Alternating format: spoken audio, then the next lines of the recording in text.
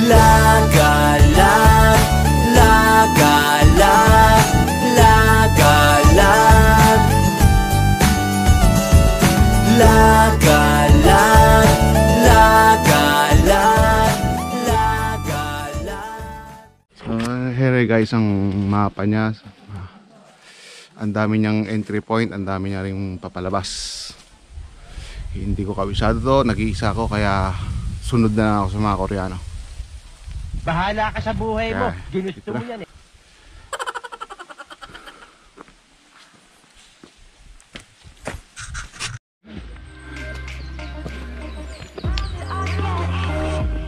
Mapapalaban ako sa karatan nito.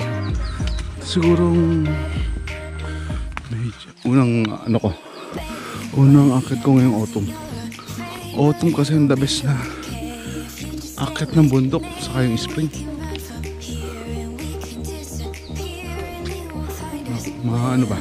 Malamig, hindi naman sobrang pero papawisan ka pa rin naman, pero okay lang. Hindi ko pa kaya sa summer, talagang sobrang madedehydrate ka, kakapawis. Marami kang dalang tubig. Mukha nang nangyari sa akin sa Mudong sa Gwangju. Hindi ko kinaya sa taas, back out ako, baka mag-collapse ako. Ubusan ako tubig na dala, wala namang source of water dun sa bandang taas, sa bandang baba lang.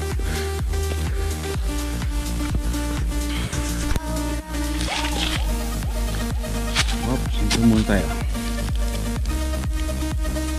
Alam niyo itong parang yung shell ng anto ng kastanyas.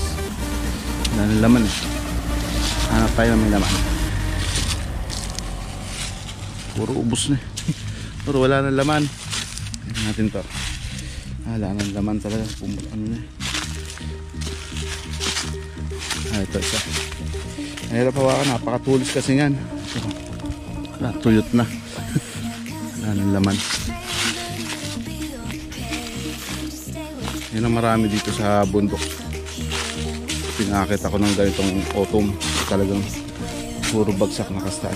Ano naman na to, hindi na makakain at baga tuyot na yung laman niya. Ganda makikita dito, halos sumentado yung mga daan, kaya pwedeng yung iba pag tinatamad na umakit ng malayo o mataas, na ipapasok nila sa kanila. Yan.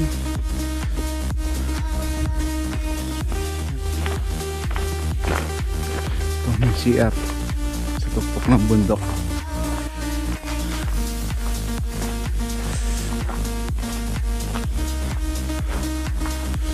Ang bukas kaya. Ay, ito na. Ayaw ko mga hagdan na ganito. Ito malakas makapagod dahil kailangan mo taas talaga yung hakbang mo. Mahaba step kaya ito.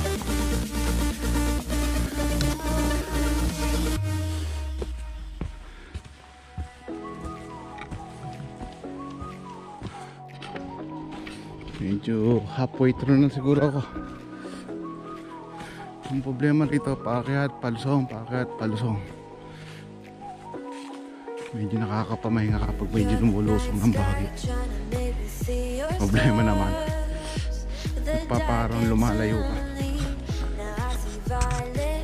Hindi ka mukha ng diretsong akit na.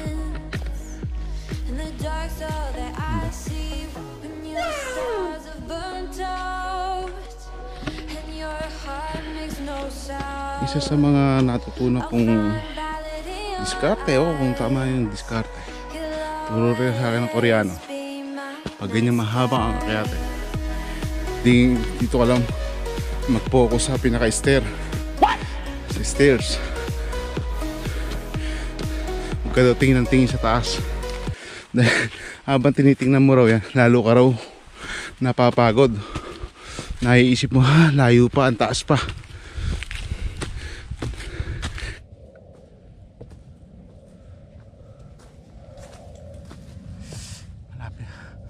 malapit na tayo. Konting tiis pa.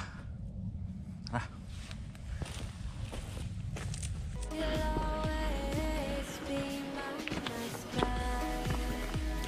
Mga delikado ba itong ganito? Pag nadapa ka dyan, tumama mukha mo or natukuran mo ng kamay mo, matalim yun eh.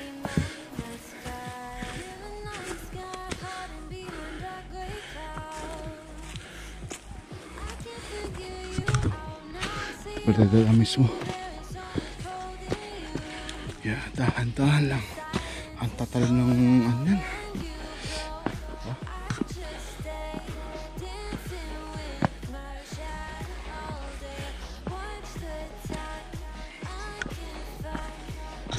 Tingnan mo kung gaano siya katalim. Ang talim yan.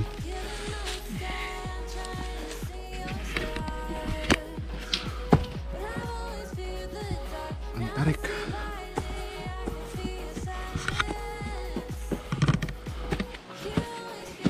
Tingnan mo, hindi nila pinutol yung puno kahit na nandun siya sa pinaka daan.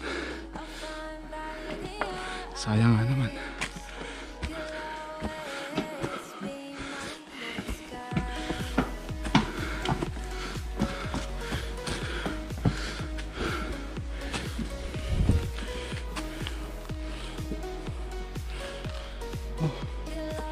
Taas.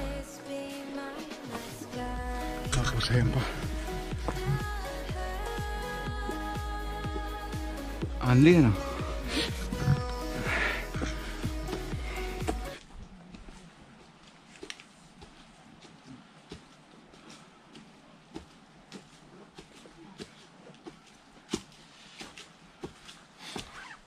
Isang oras na akong naglalakad.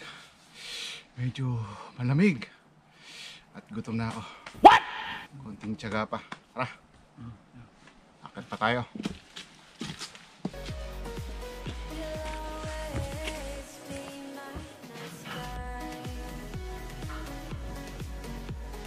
Oo, diba? Ang taas. Paano kaya kung nasa taas ng bundok yung bahay nyo, no? Ganito. Pinabili ka ng nanay mo ng asukal. Tapos naibigay sa'yo iodized salt. Balik ka uli. Gunggong! Barinig kita sa mukha eh!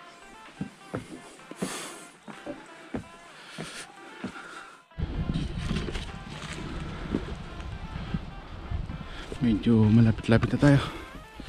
Ito yung mga puno. Nakaano sa mga bato.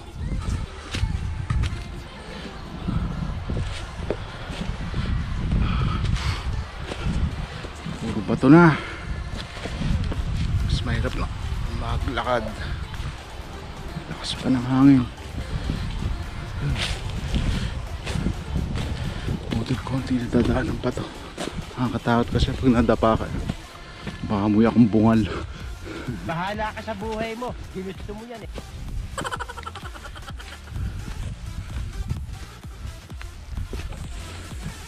Zero 0.9 kilometer yung target ko, yung Oso Observatory view deck.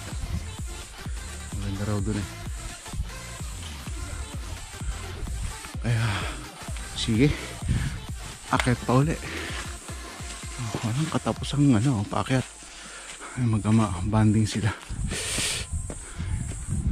Sarap sana ganyan. Kasi mga anak ko, ewan kung mapapakit mo sa ganyan.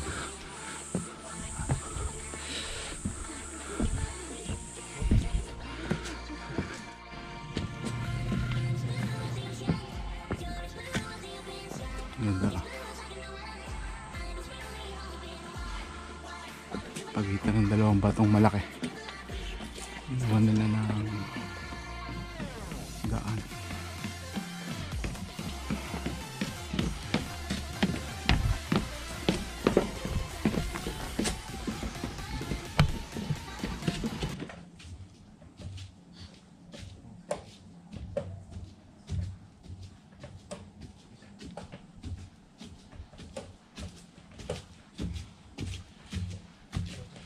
medyo malapit-lapit na tayo.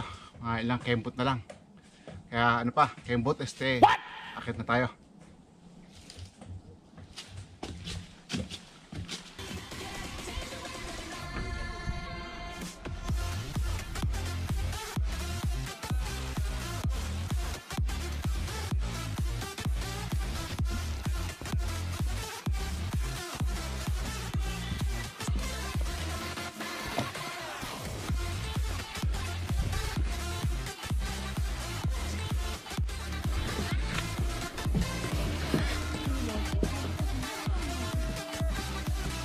Hanapin na tayo sa pinaka-tuktok. Ayun na. Ang daming tao.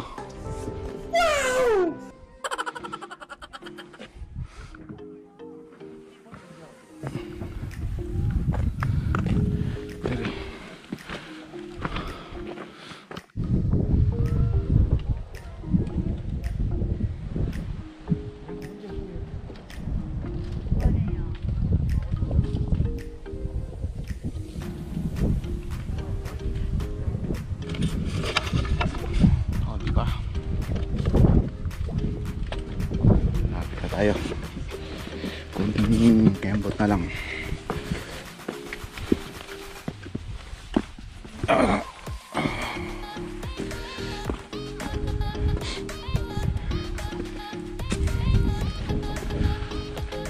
Hagdan pa rin hanggang sa tuktok talaga.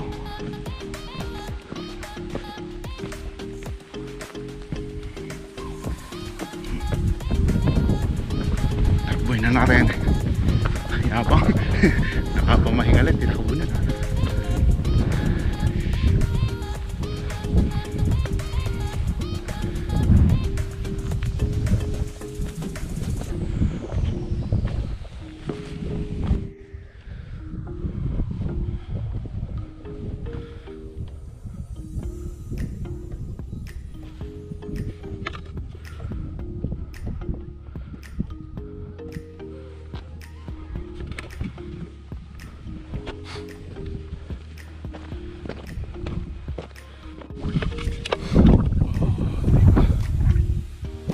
Ang lamig sa hangin. Diba? Bababa na sila. Kasi mabawasan na tao. Daming tao kanina.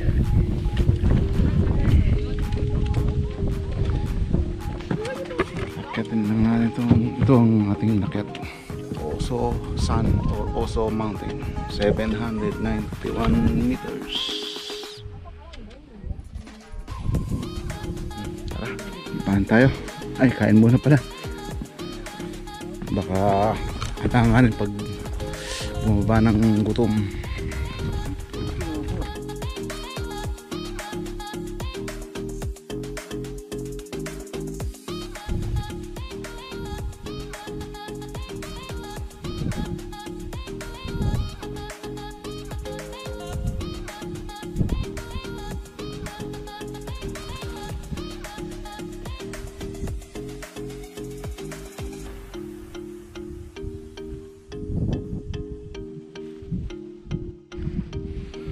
At pauwi na tayo.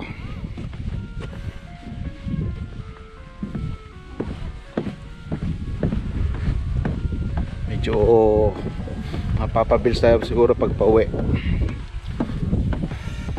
Nagano'ng pahinga. Hindi ko mukha kanina, puro pahinga sa picture ng picture.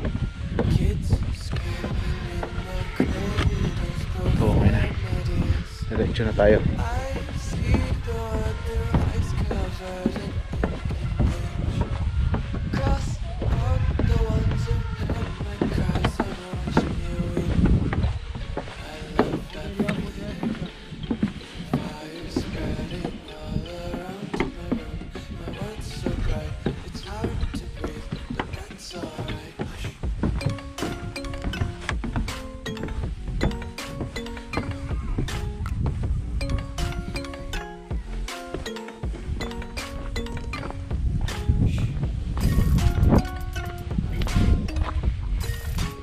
Dahil pa nagpipicture doon sa ano. Ang ganda kasi doon.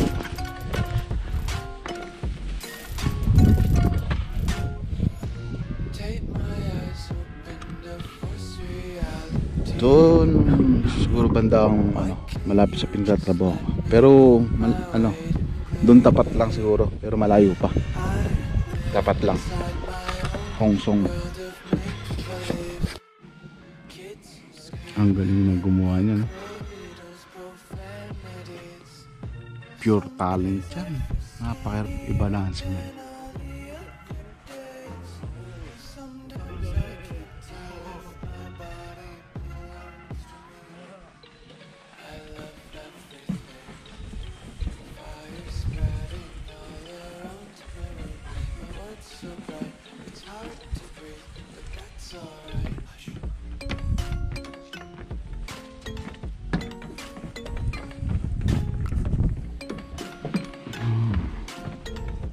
Pauwi na rin sila.